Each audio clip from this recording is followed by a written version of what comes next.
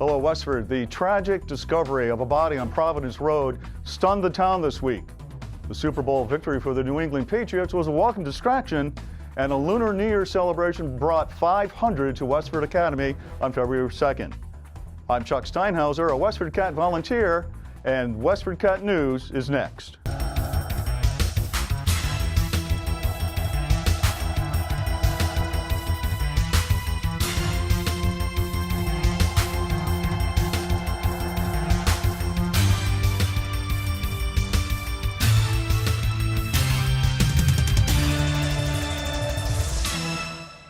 Before we get started, I'd like to remind you to sign up for our email alerts, delivering all the latest Westford news to your inbox. Just visit westfordcatnews.org and click on the red subscribe button in the upper right-hand corner. The body of a 38-year-old Springfield woman was discovered on February 2nd just before noon in the vicinity of 104 Providence Road, where the neighborhood bumps up against Interstate 495 heading south. As of February 6th, Middlesex District Attorney Marion Ryan had not yet released the woman's name.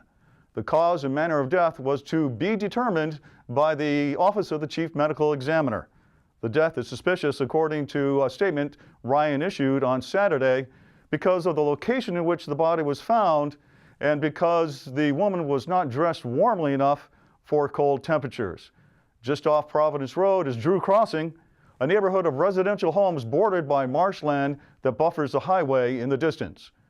WestfordCAT will update the story as it develops. And now for our feature of the week. Dance, rhythm, song, music, and martial arts were all incorporated into the Lunar New Year performances at Westford Academy on February 2nd. The event paid tribute to Asian culture, beginning with a buffet of Asian food that drew 500 to the school's cafeteria. The sold-out event, organized by resident Ha Tai and a group of hardworking volunteers. Here's Tai checking the preparations leading up to the evening's activities. Obviously, it's Chinese New Year, so we like to decorate everything in gold and red. And we have the dragons, the firecrackers up. Like I said, we have some students putting up the lanterns. Basically, we dressed all of the tables, and it's we're about 90% done right now, which is great. We're doing great in timing. After dinner, Ty's son Ethan emceed the performances, which range from a group of young dancers from the Chelmsford Chinese Language School to singers from the Boston U Opera House. Students from Achieve Taekwondo of Westford performed a routine. Vanessa Tu performed magic. Georgia Shen danced solo, and Chinese martial arts showed what they were made of. The artistic presentations began with this.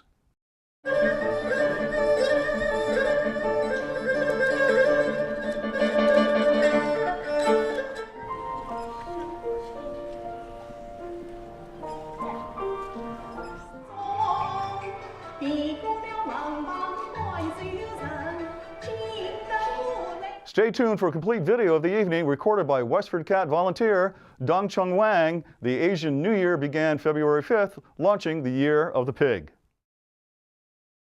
Patriots quarterback Tom Brady and his teammates won a 6th Super Bowl on February 3rd, bringing joy to fans everywhere. WestfordCAT's Patty Stalker and Nick Woodbury were out on the street Tuesday asking folks what they thought of the game. I like defense, so I thought it was a pretty impressive game by both teams putting on the defense that they did. I'm not a Maroon 5 fan, so I definitely tuned out during the middle of the halftime show and probably did most of my cooking and eating during that time. But other than that, you know, I'm actually, believe it or not a Pats fan, so for me it was a little on the boring side in general since my Packers were out of it long ago. Great Super Bowl. Ranks right up there with all of them, actually. I sat on my sofa and ate some stuff I probably shouldn't have eaten and enjoyed every second of it. I loved it. So are we going for number 7 next year? What do you think, Tom Brady's 7th? I don't know if it'll be next year, but certainly he'll get a 7th. There's no doubt in my mind. Before he's all done, he will get a 7th Super Bowl. Depends if you're an offensive fan or a defensive fan. Defensive, it would be great. Offensive, it was boring. It was a good game. It was very exciting. It was good for our team to win a 6th Super Bowl in 6 years. And I hope we can do it again next year. Go Pats! Let us hear what you think too. You can post your comments to our Facebook page. Just search for WestfordCAT News. There were a couple of personnel changes announced at the February 4th Planning Board meeting. Here's Director of Land Use Management, Jeff Morissette, with the first announcement, followed by long-term Planning Board member, Michael Green. Chair, I'd like to just announce, that our most recent town planner, Josh Chase, he did resign. Rebecca Cheney had been our assistant planner since last February. And in the meantime, we've promoted her to interim town planner, and she's been working out great so far, and I'm sure you'll find her to be the same. So welcome, Rebecca. Thank you very much. I'm glad to be here. Thank you. Yeah, one thing I wanted to make an announcement, personal announcement. So my term is up in May of this year, and I just want to announce publicly I do not have plans to run for re-election. So I encourage anybody watching to give me a call if they're interested. It's a great board, great staff, and a great opportunity to serve the town. So just wanted to state that publicly for the record. So. Can we bonk you on the head and March 15th, I guess, is paper. So if I change my mind, I can let you know at the next meeting. But, Morissette gave no reason for Chase's resignation, and Green offered no explanation for his decision not to run again for a position on the Planning Board. To watch the entire Planning Board meeting, visit WestfordCAT.org.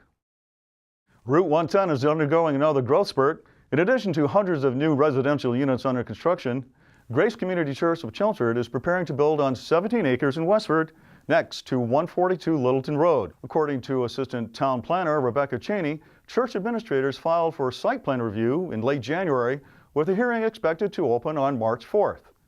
The congregation set a fundraising goal of $2.5 million for the building project, according to the website. Church officials did not immediately return calls seeking comment. WestfordCAT will update you as the story develops. Here's news from Town Hall. Hi, I'm Jody Ross, here to give you a weekly update. We have our town meeting coming up March 23rd at 10 a.m. and it promises to be a lively town meeting. A couple of things that we're going to be talking about is, first of all, we'll be talking about our capital appropriations for fiscal year 20. And there's a couple of interesting ones. One is for the Westford Academy Athletic Complex, the design for Phase 2. So that will be something we've been working on for many years.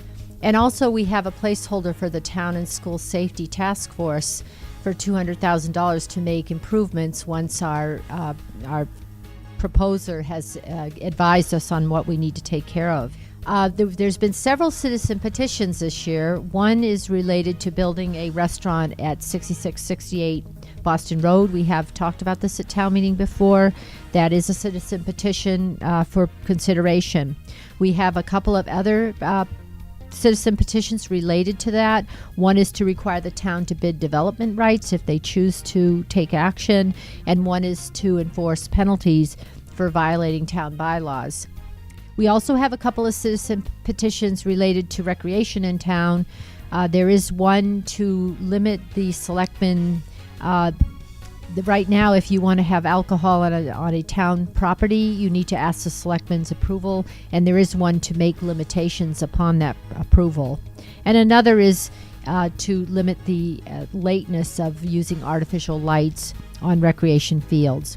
And then there's an article to rename the Stony Brook School in recognition of Bill Olson, our school superintendent, and then a citizen petition to rename the Millennium Building or a future school administration building after Bill. So going to be an interesting town meeting. Please mark your calendars now.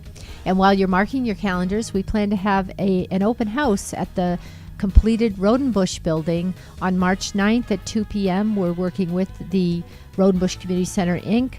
To put on an open house and celebration. So that's it for this week, and we hope to see you at both those events. Thank you. Jordan, an 8-year-old Chihuahua mix, needs a place to call home. Here's WestfordCAT's production coordinator, Patty Stocker, with more. If you're looking to provide a furry friend with a forever home, look no further than the Lowell Humane Society. This week, I introduce you to Jordan, an 8-year-old Chihuahua mix who will do well with both dogs and cats. Here's shelter volunteer Roger Logaman with more. This is Jordan. Jordan is an 8-year-old Chihuahua mix, aren't you, huh, buddy? Got a little gray in your beard. Jordan has been here since about the first of the year. His previous owner lost their home and actually is now homeless, so they couldn't keep a dog. So poor Jordan ended up with us. Jordan is very friendly and playful. He's good with kids and selectively with dogs and cats both. We had Jordan and several other dogs on a long walk yesterday, and he got along fine with everybody that was there. It sort of depends on the other animal, but Jordan would be happy sharing a home with another pet.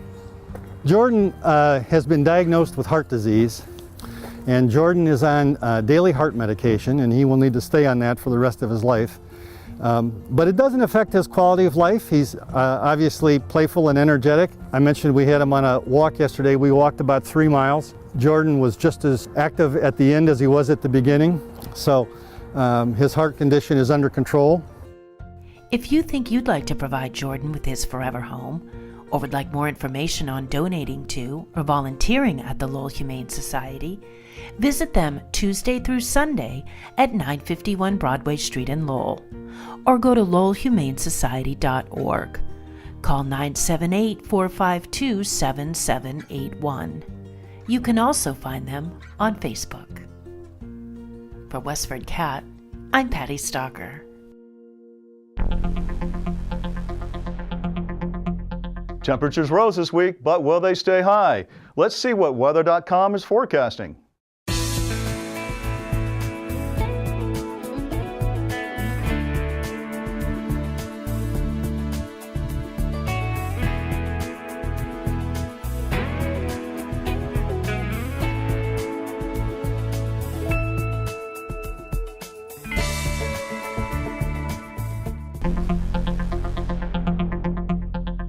Here's WestfordCAT board member Betsy Alvarez with suggestions for things to do in the area. Thanks, Jack. We have heard of sending love letters to a special someone, but this Valentine's Day, the J.B. Fletcher Library wants you to send love letters to your state legislators. The idea is to raise awareness of the added value libraries bring to our lives. Stop by the library to fill out a ready-made Valentine or go to lovemasslibraries.com to fill one out online. For more information, visit westfordlibrary.org. If you have a child that has an affinity for computers and programming, register them now for the Star Hacks Hackathon at NetScout in Westford on March 16 from 9 a.m. to 9 p.m. This hackathon is a 12-hour event for students in grades 7 to 12 who want to brainstorm, code, and learn how to solve real-world problems. Registration is required, but admission is free. And by the way, this program is still in need of sponsors. Visit westford.starhacks@gmail.com for more information. Some of the most special moments can happen by just taking a minute to stop and look at something ordinary. Still Places, a solo exhibition of oil paintings by Artist of the Month, Michelle McElroy, is on display at the Parish Center for the Arts throughout February.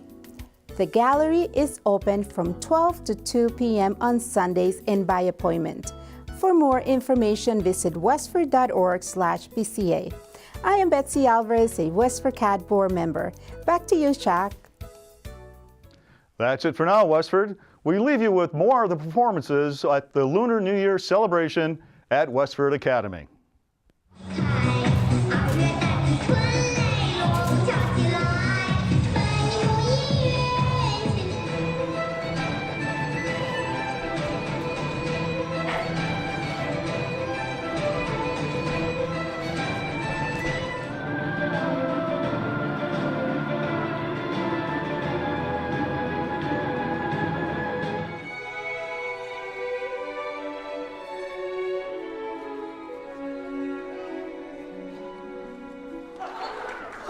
ha, ha, ha, ha, ha, ha.